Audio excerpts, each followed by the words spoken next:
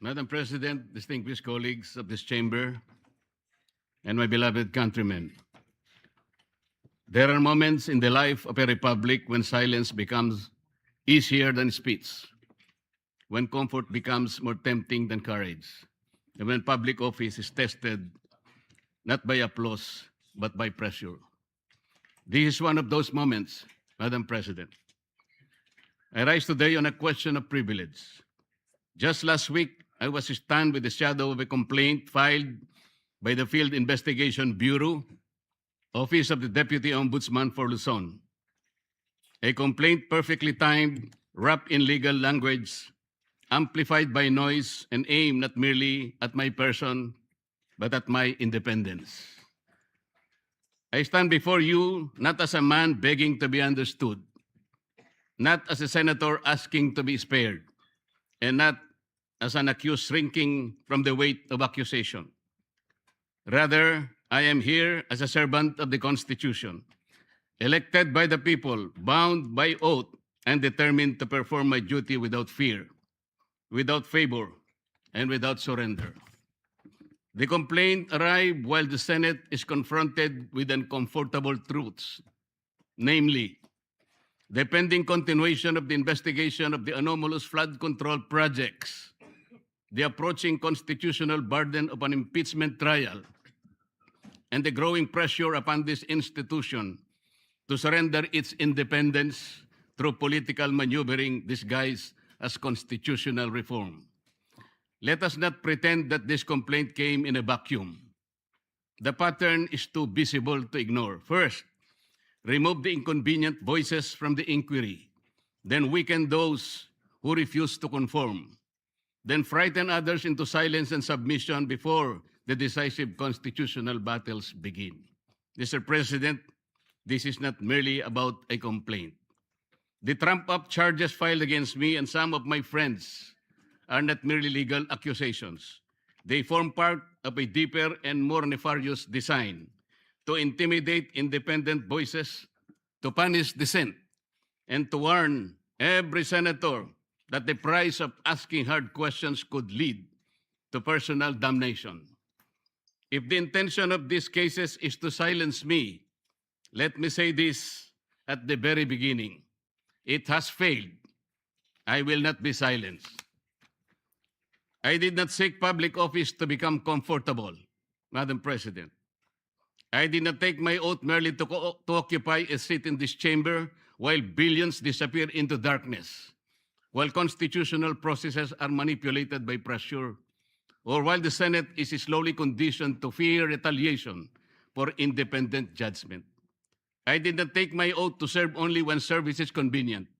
I did not come to this chamber to lend my voice when power applauds and withdraw it when power becomes displeased. A senator is not elected to be timid. The senator is not sworn into office to become a spectator while the Constitution is tested, while impeachment proceedings demand judgment, and while the people cry out for truth about the wide-scale theft of public funds. Instead, a senator is elected to stand, to examine, to question, to decide, and when necessary, to resist. This is what I intend to do. So let the complaint be examined. Let the evidence be tested. Let the law speak. I will answer in the proper forum with documents, with facts, and with the calm confidence of one who knows that accusation is not proof, that attacks couched in legal veil do not constitute the truth. And before the Filipino people, I must say what is plain. A complaint without nexus is not justice. A complaint without evidence is public injury, official favor, corrupt consideration, or abuse of office is not accountability. It is machinery. It is pressure. It is a warning shot fired at those who refuse to kneel. And if that warning was meant for me, Mr. President, then the answer is very clear. It failed. The complaint against me speaks of amounts. It speaks of dates. It speaks of suspicion. But suspicion is not evidence. Amount is not corruption. Political inconvenience is not probable cause.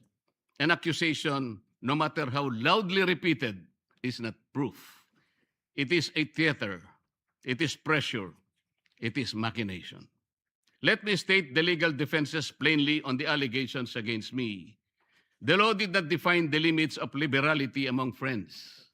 They did not say that friendship must stop at a number chosen by one's accusers. They did not say that generosity becomes criminal merely because the amount is substantial. What the law forbids is not liberality. It forbids corruption. What it condemns is not friendship. It condemns the sale of public duty. At least I stated the truth. At least I faced the issue. At least I did not hide behind silence. So I ask, what of those who receive support, gifts, donations, favors, or assistance for their own electoral campaigns and keep them beyond public scrutiny? Shall the law be a sword only against those who dissent and shield for those who belong to the circle of the powerful? If transparency is demanded, let it be demanded of all. If public morality is the standard, let no one be exempt because of wealth, alliance, influence, or proximity to power. And so I speak again, clearly and directly. What official act did I sell? What vote did I promise? What public fund did I touch? What government contract was delivered? What favor was asked, promised, or given? If they cannot answer these questions, then this complaint is not the pursuit of justice. It is a deliberate attempt to silence dissent. But this is larger than me. This is not a fight for one man.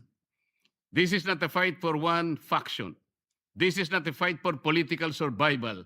This is a fight for whether the Filipino people may still have senators capable of